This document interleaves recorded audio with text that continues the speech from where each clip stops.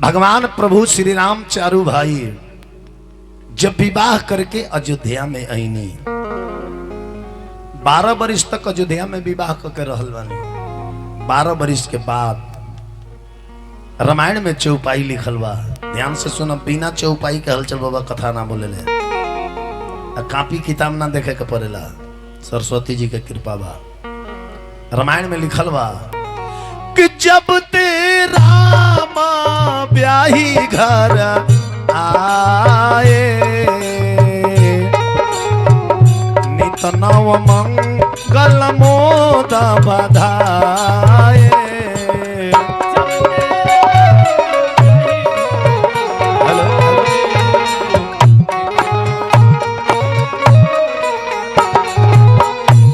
जब ते राम ब्याही घर आए, नित नव मंगल मोद बधाए। ब्याह करके यही नहीं, पूरा खुशी ही खुशी, मंगल ही मंगल बीतल। भुवन 4 भूधर भारी, सुकृति मेघ बरस ही सुख बारी। खुशी के बारिश अयोध्या में होके, खुशी के समय बीतत गईल। एक दिन के बात है, एक दिन राजा दशरथ जी दर्पण में, दर्पण बुझता नहीं नो? दर्पण माने का होला? आय दर्पण माने का होला? शीशा। एक दिन राजा दशरथ जी दर्पण में अपन चेहरा देखत रहनी। चेहरा देखनी राजा दशरथ जी की हमारा कान के लग के केस पाक गइल बा। एकर मतलब जे ई राजपाट अब छोड़ के हमरा भगवान के भजन में लाग जाए के चाहिए, सन्यास ले लेवे के चाहिए। आई राजपाट अपना बड़ बेटा श्री राम के दे के हम वन में वनप्रस्थ ले ली। ये दशरथ जी के मन में चिंता भाई। रामायण में चौपाई लिखल बा, का ध्यान देवे के बा। एक बार महाराज दशरथ जी शीशा तब देखनी, तुम्हें लिखल बा कि सरवल समीपा,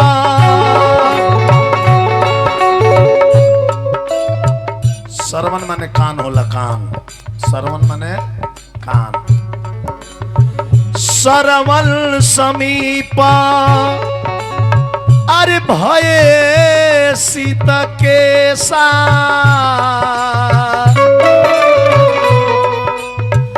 मनहु जरठपन अस उपदेशा।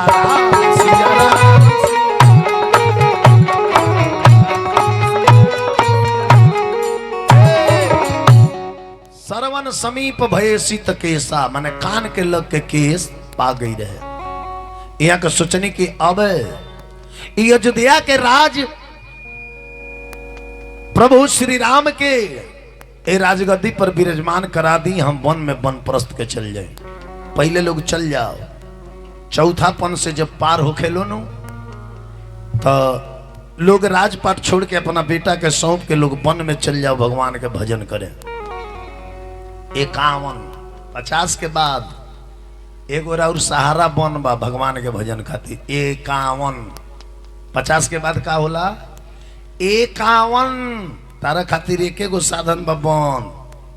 51 पना कनी तब 52 तारा खातिर बन में बा, निकलो भजन करो। ऊपर आई तो 53 54 55 56 57 58 तक ले रहुआ के संकेत दी कि बंद धर, आ ना धइले तब हो जाई 59। तो 60 माने का होला? 60 माने मूर्ख। 60 माने का होला? मूर्ख। तब आ जाई 59 माने तुम भी उन मूर्खों में हो जो अभी तक घर छोड़ करके तूने वनप्रस्थ नहीं लिया। 59 पर आ जाए तब हो जाए 60। तो 60 माने मूर्ख आ 60 माने महामूर्ख। तब हो जाए 60 के बाद 61 माने तू ये धरती पर अभी एगो मूर्ख बाड़ा। 62 63 64 65 66 67 68 तक ले कही कि अभी तू एगो मूर्ख बाड़ा। जब एहू पर ना गइल बन, तभी वेद कहेला कि 69। अब तोरे का 74 तक घर ही रह के उन लोगों जैसा तर जाओ जो घर परिवार में रहते हुए इस आत्मा को परमात्मा से जोड़ लिए। 69 एहू पर कोनो योग्यता कोनो योग ना कोई नहीं, तब हो जाए 70। अब सत्य को जानो और तर जाओ, सत्य को जानो और तर जाओ। करत करत करत करत जाला एक में 90 बे चीज कौन सी कहल जाला? हमने के बिहार में बे चीज बेकार के कहल जाला। लोग कहल जा कि समोसा खइबा तो बे बे माने बेकार चीज के कहल जाला। तो हो जाए 90 91 92 93 94 माने 90 के बाद बे माने वो बेकार हो गई नहीं। करत करत 99 वो जाले बे रहे और लास्ट में हो जाए 100। तो 100 माने का होला? 100 माने क्यों बोले 100 माने लाश का होला? 100 माने लाश। और काकी कथरी आधार कार्ड होला। हमें बुझाता है वृद्धा पेंशन उठावे कब ऐसे आधार कार्ड वही हाथ पड़ता। विचार करी। अब महाराज दशरथ जी गुरु वशिष्ठ के लगे गए। ध्यान दे हमारा बात पर। गुरु जी से राय लहनी। गुरु जी कहनी कि अगर सबकर मत होके तो बढ़िया समय बा राम के राज तिलक दिया जाओ। राजा दशरथ जी राम जी के पूरा राज तिलक करे के पूरा योगदान बना लहनी। अपन मोमेंट बन गई। भरत शत्रुघ्न होवे ना ममहर में रहले। ममहर में ई बात देवता लोग के अच्छा ना लगल। देवता लोग के अच्छा ना लगल। भाई राम जी के अवतार भइल बा राक्षसन के वध करे खातिर। आई राम जी यदि राज काज में लाग जाई हैं तो फिर धरती पर के भार धरती पर रह जाई। तो सब देवता लोग माई सरस्वती के लगे। तनी बात कही है बगल में कम हो गया। माई सरस्वती के लगे गई लोग। माई सरस्वती से कहलो कि माई तू कौनो तरीका से मंथरा जौन दासी भी या दासी राजा दशरथ जी के दरबार में जौन दासी भी या जौन के कई माई के संगे नैहर से आयल भी या कौनो उपाय से ओकर मति फेर दो। अब फेर के जहां अयोध्या में खुशहाली होके वाला बा ओकरा के दुखियाली में बदल दो। यानी कि राम के राज तिलक मत होके राम जी 14 बरिस खातिर वन में जास। सरस्वती जी सुनली तो कली कि हा हई देवता हलो दूसरा के घर के खुशी करलो के देखल नहीं के जा। ऊंच निवास नीच करतूती इजा सरस्वती माई बोलल बड़ी ऊंच निवास माने देवता लोग के निवास स्थान तो ऊंच बा लेकिन इनकर लोग के करनी बड़ी नीच बा। ऊंच निवास नीच करतूती आ देख ही न सकही पराई विभूति। जय श्री सीताराम। इनकर लोग के निवास स्थान ऊंच बा लेकिन करनी बड़ी नीच बा। Indian public intermediate college Bhairi चौराहा लिखल बा। भैरो हाँ भैरो चौराहा तितला सुकरौली कुशीनगर। प्रबंधक श्री हरेंद्र सिंह जी के तरफ से ये भगवान के यज्ञ के सुव्यवस्थित करे खातिर 1001 रुपया आयल। तनी जोरदार ताली बाजाओ यहाँ के नाम पर। विचार करी। प्रेम से बोले वृंदावन बिहारी लाल की। अब सरस्वती माई आईली। हला शांत रहे बड़ी है मत कही होता। श्रोता 10 गो रहे शांति वाला रहे नु तो कथा में आनंद आवेला। 1000 गो श्रोते होकर से केहू के बात केहू सुनबे ना करे। आपसे में लोग बतिया तो कथा है कहे में आनंद आवेला जी है। श्रोता का मतलब है कि कथावाचक के तरफ निगाह होके के चाहिए और कथावाचक के सर्वत्र निगाह होके के चाहिए कि के ने खाड़ा बा के हंसता के बोलता तुरंत तो टिप्पणी करे के चाहिए कि बात मत कीजिए कृपया कथा पर ध्यान दीजिए। अपना मार्ग से कबो भटके के ना चाहिए। जब ना काम खातिर रहल बनी वो काम के एकदम शांतिपूर्व लग्न से करे के चाहिए। तो सरस्वती माई अली आज राजा दशरथ के दरबार में मंथरा रहली उनकर मति फेर दहली। जब मती फिरल मंथरा के, मंथरा सुनलस कि राम जी के राज तिलक होई, तो ऊ मंथरा के मन में जलन होके लागल। मंथरा गई केकई के लगे, केकई के नाना प्रकार के मती फिरलस। आ तब कलश की महाराज दी रउरा जाना तनी कि महाराज दशरथ जी हमरा के खूब माने ले।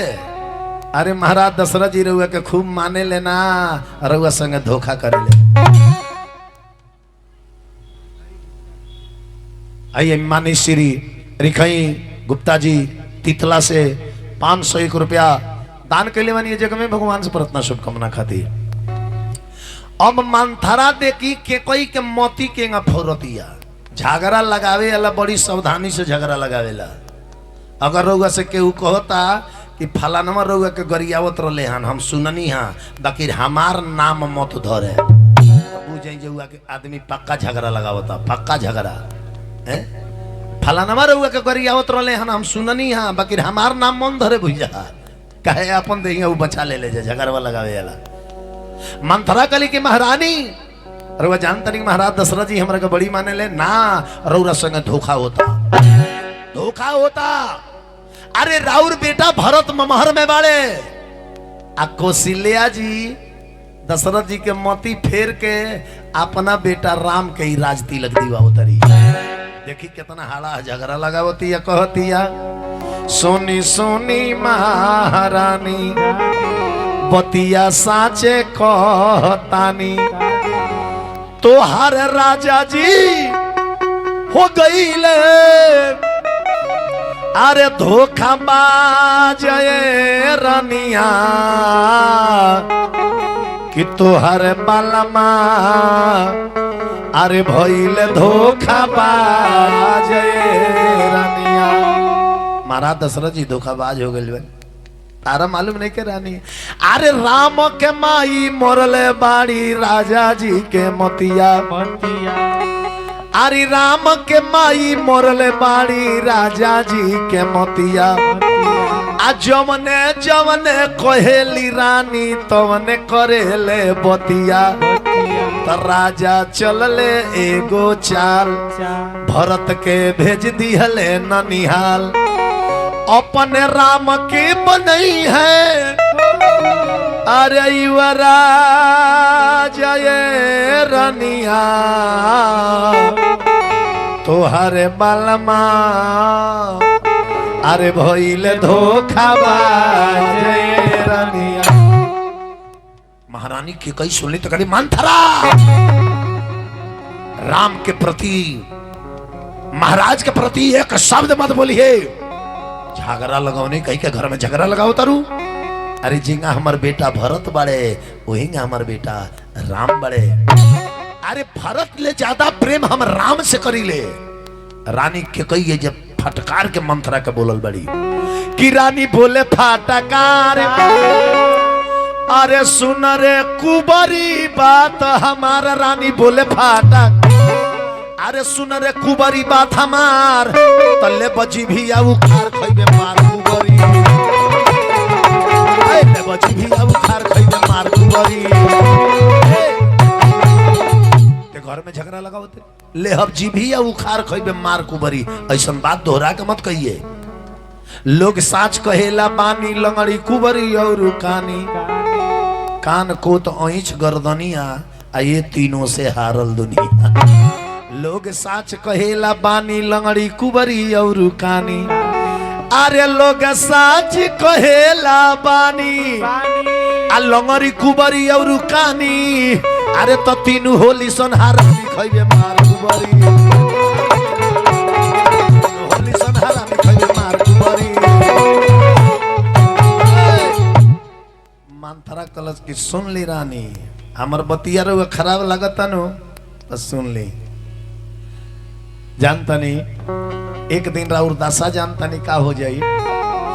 अरे राम जदी राजा हुई है कौशल्या अगर है। अभी मंथरा झगड़ा लगावे से हार नहीं के माना। अब देखी कौन बात कहती है के कैसे कि राम जदी राजा हुई है कौशल्या अगर है। आए के कोई कौशल्या तो हसे अपन लुगा फिचवई है। तबतिया कहत बानी साची हो खबू दूधावा के माछी भरत पानी भरी है राम करी है अरे राज रनिया तो तोहरे राजा जी अरे भइले धोखा बाजय रनिया। सोच लो राम अगर राजा भइले कि कौशल्या जी तारा से अपन साड़ी धोवावे लगी है, साड़ी खिंचवावे लगी है। दूध में जगह माछी परे ले लोग दूधवा में से निकाल कर मछिया के फेंक देला, वही लेकर महाराज दशरथ जी तारा के निकाल के फेंक दिए। तो सरस्वती जी तनी मनी अपन छाया जब के कई पर कहली तब के कई कहली कि मंथारा बुझाता कि ते जवन कह तारी तो उन ठीक बतिया बाका आरामू से आ सकत रहा है के दौड़ लीला बुझाता कि तारा के पीछा कैले रहा। बोला नाम बतावा भुला गइल बड़ा जल्दी भुलाइयो गइल हो। फिर पूछ के उतने रेस में आओ तो जल्दी पूछ के आवे एकदम उतने रेस में आओ जल्दी पूछ के एकदम दौड़ ले वही हो टाइम कम बा दौड़ ले आओ। कथा पर ध्यान दी के कई माई कहली कि मंथरा बुझात थी जवन कहत रही तो बात सही हो जाई कहे कि रात दिन हमर दहिना आंख फरकता रात दिन आ औरत के दहिना आंख रात दिन अगर फरके तो उचित ना हो वो ठीक ना हो। दहिना आंख अगर लगातार 15 दिन फरकते रह गए तो ओकरा सुहाग के ऊपर कोनो न कोनो आंच जरूर आवेला। बड़ा आंच आवे या छोटा आंच आवे अवश्य आवेला। अगर मर्द के बायां आंख रात दिन फरके तो ओकर पत्नी कोनो न कोनो बीमारी से ग्रसित जरूर हो जाली। ज्योतिष चार्ज में लिखल बा ध्यान दे हमरा बात पर के कई कली के मंथरा बुझात ते जवन कहत रही तवन बतिया सही हो जाई का है। लेकिन नैहर जन्म नैहर भरब बरु जाई आ जियतन करब सवत सेवकाई। जीवन भर नैहर में जाके पानी भर ले लेकिन जीते जी अपना सवत के सेवकाई ना करब, सवत के लुगा हमरा से ना फिचाई है। तब मंथरा सोचलस कि ये बुझाता हमार बात सेट हो गई सेट हो गई। तब मंथरा कहती है कि हाँ के कई महारानी सुन ली सोच ली जब राम जी राजा हो जाए तो और दशा का हुई। अरे दाई के बराबर ना पूछबू जब ना दाई के पद पर हम बनी ए पदवा पके कही तू आ जाइबू। अरे दाई के बराबर ना पूछबू अरे रानी जी हो हमारे दाई के बराबर ना पूछबू।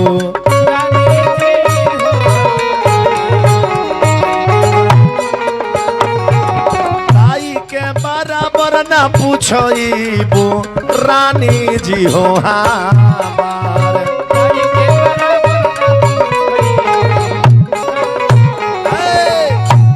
के बराबर तरह के केहू ना पूछी। तब के कई कहली कि मंथरा कोनो उपाय बताओ कौनो उपाय बताओ कि राम के राज तिलक ना होके हमारा बेटा भरत के राज तिलक होके हमार बेटा राजा होके।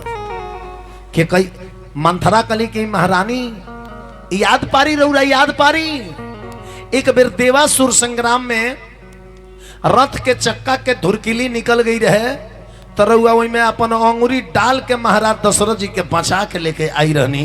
तो बेरा महाराज दशरथ जी रौरा ऊपर खुश होके रौरा पर आ कहले कि कोनो प्रदान मांगो तो रौआ वो बेरा प्रदान ना मांगनी रौआ कहनी कि वक्त आई तहिया मांगो। तो दूगो वरदान देवे के कहले रहे महाराज दशरथ जी तो उहे दोनों वरदानमा आज मांग लो उहे दोनों वरदानमा आज मांग लो। अब वरदान मंगी है तो कौन सी मंगी है 14 बरिस के राम जी के वनवास आ अपना बेटा भरत के राज तिलक ये वरदान मंगी है। लेकिन वरदान मंगी है कब जब महाराज दशरथ जी अपना बेटा राम के कसम खा जास तो न तो बचन टल भी सकेला। रानी के कई कहली कि मंथरा ठीक कहता रही, तुम समान न को उपकारी, हमरा खातिर तो तारा ऐसन केहू उपकारी नहीं खे। सोनू मंथरा बात फूरी तोरी आ दहिनी आंख फरकहिनी मोरी। रात दिन हमर दहिना आंख फरकता। विचार करी। अब रानी के कई तनी संचित बढ़ जाए आवागमन होत रही तो गौजी आ जाई कथा। जी पाछे आओ तो पाछे बैठो, आगे आके डिस्टर्ब मत करे। हाँ तब रानी के कई जाके कोप भवन में गिर गई। कोप भवन में काल राम के राज तिलक बा, आज महारानी के कई कोप भवन में। कोप भवन बुझता नहीं आए, पहले राजा लोग के घर बनत रहला नु तो घरवा के अंदर एगो अलग कोठरी बनी, अन्हारी कोठरी। अन्हारी कोठरी में जंगला खिड़की ना रही तो ये खातिर बनी कि रानी लोग के कुछ मांगे के होई नु तो कोप भवन में जाके जब बैठ जाई लो तो राजा मनावे जइहन। मनावे तो रानी के जवन शर्त रही उ राजा से मनवाई लो आ तब मान के राजमहल में जाई लो। तो पहले तो राजा लोग के उतना संपत्ति रहे तो घर के अंदर घर एगो अलग बने जौना के नाम कोप भवन रहे। ए बेरा कहाँ से घर के अंदर घर बनी जी है? भाई बड़े 4 गो कोठरी बा, 2 गो 2 जना अंगने में गेड़ के काम चला होता रहे। लेकिन एहू घड़ी के मेहरारू होशियार हो गई बड़ी सब। इ नया कोप भवन उठी औले बड़ी जा नया कोप भवन, पंखा में रसरी बांधो भवन, घेट में लटकाओ भवन, घर भर के फंसाओ भवन, ना तो ट्रेन से कटाओ भवन, घर भर के बर्बाद कराओ भवन। इ नाव का रेडीमेड भवन है। महाराज दशरथ जी सबेर भइला उठ के गईनी, रानी कौशल्या से पूछनी, कौशल्या तू बाड़ू? सुमित्रा बाड़ी? के कई नहीं की लौकत? के कई कहाँ बाड़ी? के कई? कौशल्या जी कली की का जाने सांझ ही से जाके कोप भवन में गिरल बड़ी। कोप भवन, कोप भवन के नाम महाराज दशरथ जी सुननी तो शरीर थरथरा गई। अरे जिकरा घर में बेटा के बिहने राज तिलक ओ घर के महारानी आज कोप भवन में। रामायण में चौपाई लिखल बा कि कोप भवन सोनी अरे सकचे हिराऊ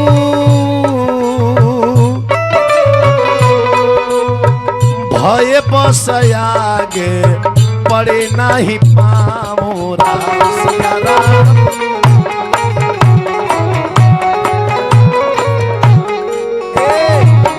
कोप भवन के नाम सुन के महाराज दशरथ जी थरथरा गए। कोप भवन सुनी सकुचे हिराऊ भय बस आगे परे नहीं पाऊं। आगे महाराज दशरथ जी के पांव नहीं के परत। राजा दशरथ जी धीरे धीरे धीरे धीरे दीवाल के सहारा पकड़ के धीरे धीरे कोप भवन गईले। देखले कि रानी के कई शरीर के सहना सारा गहना उतार के फेंक दे रही, बाल बिखेर ले रही, सफेद साड़ी पहन के कोप भवन में पड़ल बड़ी। राजा दशरथ देखले कहले अरे महारानी, महारानी तू कोप भवन में का बात बा? के ही हे तू रानी रिसानी, कामना कारण रिसाइल बड़ू बताओ। रानी के कई आंख गुणेर के ताकतारी महाराज दशरथ की ओर कुछ बोलत नहीं की। तब महाराज दशरथ जी कहनी अरे कामना कराना वारे रनिया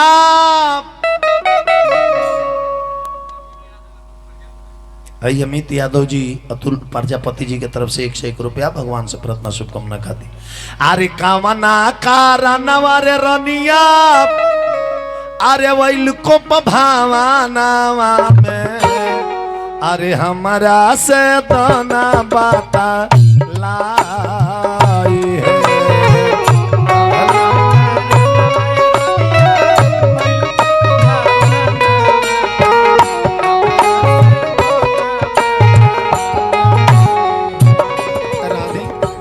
रानी बताओ ये शुभ घड़ी में तू कोप भवन में आइल बन आखिर कवना कारण? अरे के तारा का बोल दले बा के कर 4 गो आंख हो गइल बा जेकर 2 गो फरवा दी। के तारा का बोले बा के कर गर्दन काट के तारा चरण में रख दी। लेकिन ये शुभ घड़ी में रानी उठा चलो कोप भवन से चलो। राजा दशरथ जी आंख में आंसू लेके कहत रहे किया तोह के मरल रे रानिया अरे किया गोरिया वाले हो किया बोले ले बिरही बोली है। किया गोरिया वाले हो।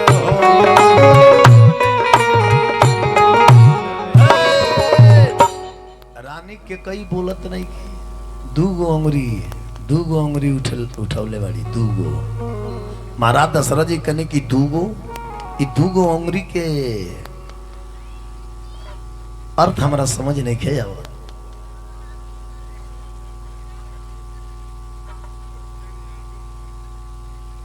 खुला तो अभी नहीं खे जा खुला ही जनाई बा। अब हमारा अपना लक्ष्य देवे को पड़ी विचार करी। महाराज दशरथ जी कहने की रानी तू चला बात मानो। रानी 2 गो अंगुरी उठौले बाड़ी विचार करी अली एमे से 100 गो डाल दी या 400 ले जाए देखे 600 नहीं खानू।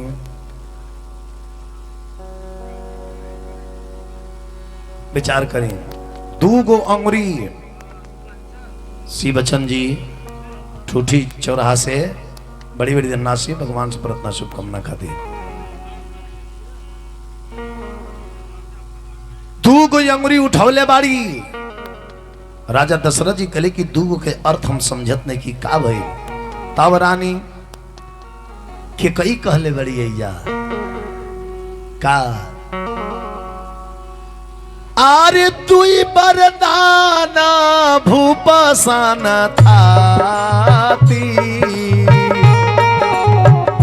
मांगी हुआ जुड़ावो छाती।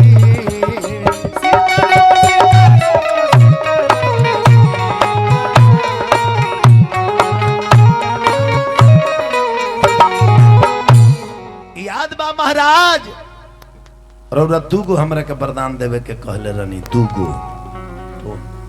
गो वरदान देवे के कहले रहनी। आज उस समय आ गइल बा आज हमरा वो वरदान चाहे। हे राजा कहले प्रधान राधी प्रधान बस 2 गो वरदान खातिर तू कोप भवन में चली आइल बाड़ू। अरे 2 गो 4 गो का जय गो मर्जी तू मांग लो। झूठे ही हम ही 2 सम्मति दे हूं आ 2 कर 4 ही मांगी बरले हो। 2 गो के चलावे 4 गो मांग लो।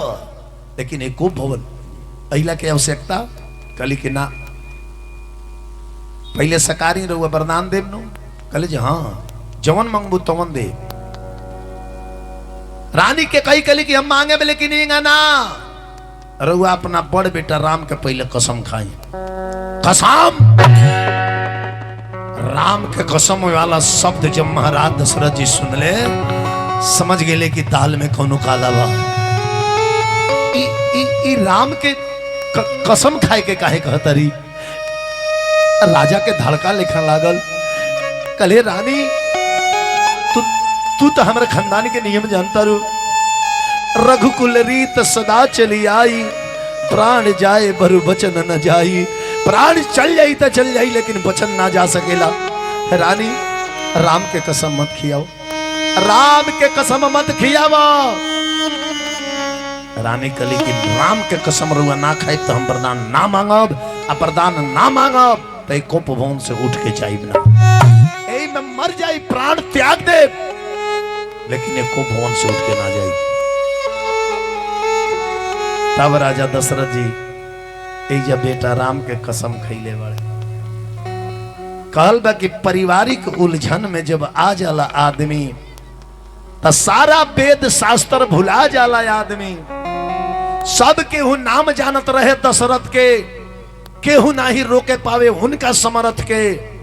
केहू से न हारल अपना नारी से हार गईले। बीचे आंगन में ढिमला जाला आदमी आ सारा वेद शास्त्र भुला जाला आदमी। मजबूरी में आके आरे खा गईले राजा राम के कसमवा। आरे खा गईले राजा राम के कसमवा।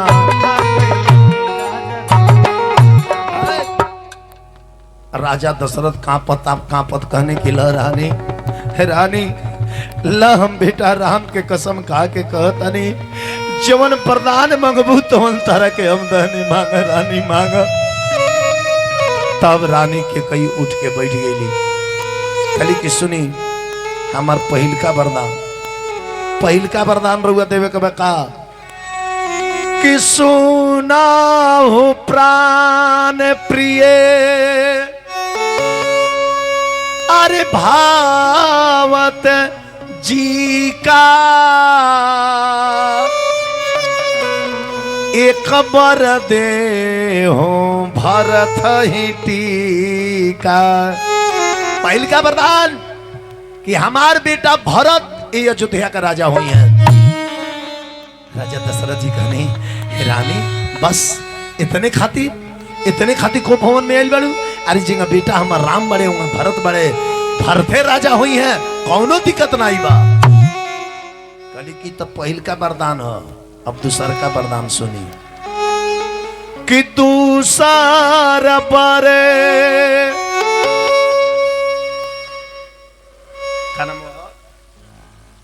अरे मांगे मुंह कर जोरी अपुरावहु नाथ मनोरथ मोरी। दूसर का वरदान हाथ जोड़ के मांगत। दूसर का वरदान जान तनी माई के कई का मंगली कि तापस भेष अरे विशेष उदासी 14 बरस राम बनवासी।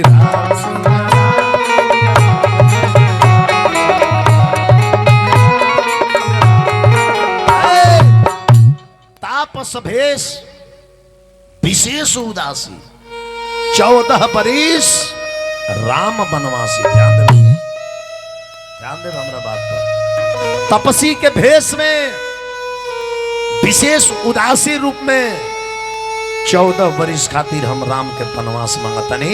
14 बरिस राम वन में जइहे। ई बतिया सुन के राजा दशरथ जी काटला पेड़ लेखा धड़ाम दे गिर गया। रानी भरत के राज तिलक तो समझ आवता रानी, लेकिन 14 बरिस राम के वनवास इस समझ नहीं के आवत रानी, इस समझ नहीं के आवत 14 बरिस राम के वनवास रानी। आखिर राम तहर का बिगड़ले बड़े कि वैसा कोमल पुत्र राम के तू 14 बरिस वन में रह के वरदान मांगत तारू। रानी तू राम के कसम किया कि हमरा सगे बड़ा धोखा कदलू रानी, बड़ा धोखा कदलू। महाराज दशरथ जी अपना पत्नी के कई के सामने पुका फाड़ के रुआ तरे कहते रे रानी हई राम के बन जाए वाला वरदान छोड़ के तुम मांगत हम अपन प्राण दे सकता नहीं, लेकिन बेटा राम के बन जाए के वरदान मत मांगा मत मांगा। लेकिन रानी की कई कुछ नहीं की बोला। है राजा दशरथ रोवतरे कहतरे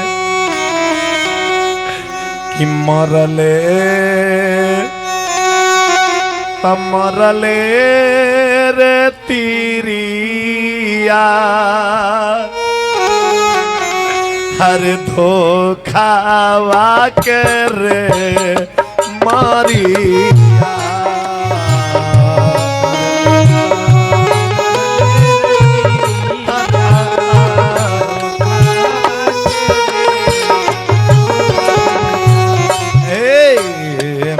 मरले मरले रे रानिया ओ खावा के रे मारिया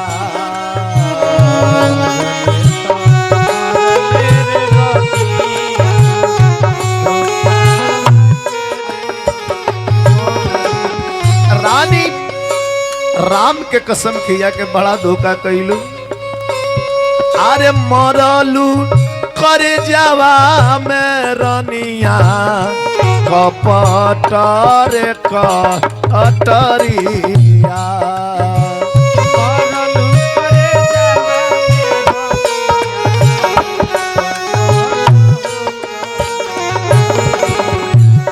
अरे कामना कारणवा रे रनिया राम के भेज तारू पाना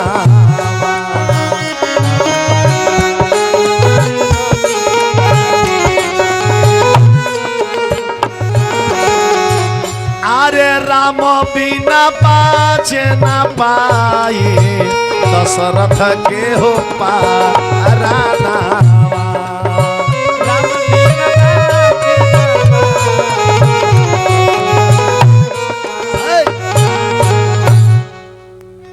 महाराज दशरथ जी आंगन में गिरल पड़े हाय राम हाय राम हाय राम हृदय से इतने शब्द निकले था महाराज दशरथ जी के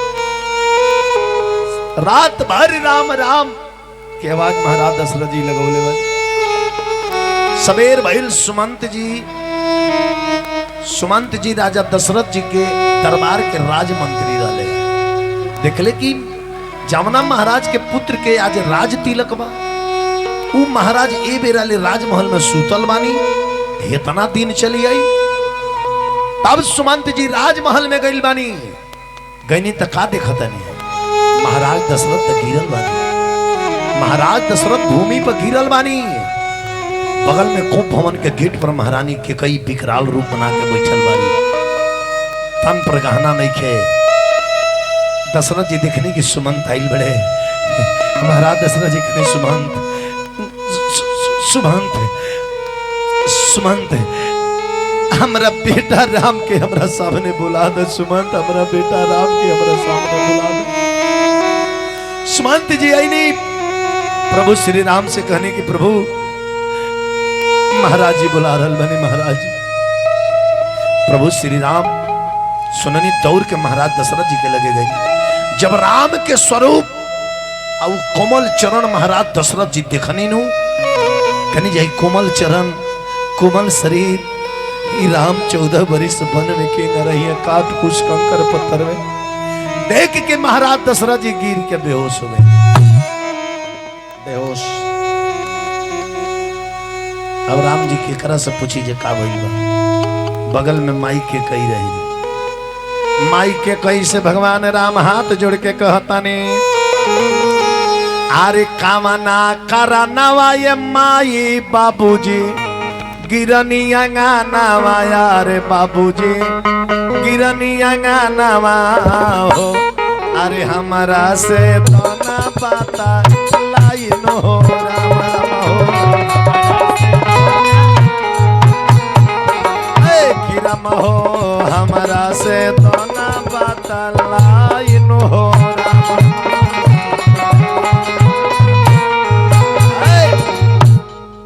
महारानी के कही कि कली के हे राम हम नहीं की जानत के तार बाबूजी काहे गिरल बड़े हम नहीं की जानत जी काहे गिरल बड़े हम इतने जानत नहीं अरे दूगो बारा दानवा तारा बाबू जी से मंगले हो मानी तारा बाबू जी से मंगले हो मानी तब भरत राज राम पानावा सुनो हो राम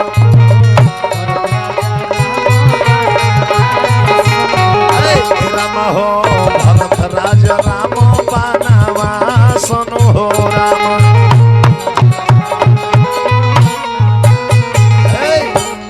बस भगवान राम कहने की बस इतने खातिर पिताजी गिरल बानी तब भाने पुत्र होला जे माता पिता के वचन के पालन करेला पहले महाराज दशरथ जी के फेर होश आ गई होश आ गई। तले रानी के कई तपसी के ड्रेस लिया के राम के सामने फेंक ले बाड़ी। राम ही पहनल अपना बाप के आज्ञा के पालन करे खातिर, अपना वचन बाप के वचन पूरा करे खातिर 14 बरिस खातिर अयोध्या छोड़ के वन में जा। ना तो महाराज दशरथ तारा के जाए ना दी है पुत्र मोह में, ना जाए दी तो खानदान पर कलंक लग जाई। कहे कि रघुकुल रीत सदा चली आई, आ प्राण जाए पर वचन न जाए। अब तुहार बाबूजी वचन दे चुकल बड़े। भगवान राम उ तपसी के ड्रेस पहननी, पिताजी के प्रणाम कैनी, माई कौशल्या के लगे गइल बानी। भगवान राम तपसी के जब ड्रेस पहन के माई कौशल्या के लगे गईनी, कौशल्या देखली पुत्र हे स्वरूप में। भगवान राम करी हाँ माँ, ई बतावा जे अयोध्या बड़ा बा कि जंगल बड़ा बा? अयोध्या बड़ा बा कि जंगल बड़ा बा? कौशल्या माई कहली कि जंगल बड़ा बा। भगवान राम कहनी कि माई पिताजी हमरा के जंगल के राजा बना दिले बानी, हम जंगल के राजा बन गए बानी। 14 बरिस खातिर वन में जाता नहीं। महारानी कौशल्या कहली कि पुत्र ये कैसन घड़ी आ गई? तब भगवान राम तपसी के ड्रेस पहन के तैयार होता नहीं। इन्हें महाराज दशरथ जी सुमंत से कहनी कि सुमंत हमार वचन सत्य करे खातिर 14 बरिस ना 4 दिन में राम के वन से घुमा के लेके अयोध्या चली आवे के बाद, अगर 4 दिन में राम वन से लौट के अयोध्या ना भइले तो जान तर का हुई कि राम बिना हमरो, राम बिना हमरो अरे बाची न जिंदगानी, राम बिना हमरो बाची न जिंदगानी, अरे बाची न जिंदगानी, राम बिना हमरो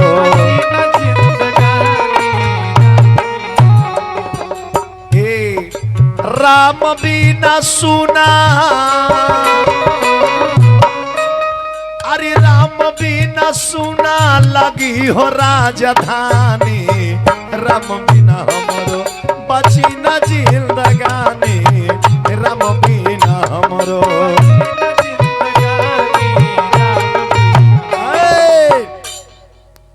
भगवान राम जंगल जाए के तैयार भइनी।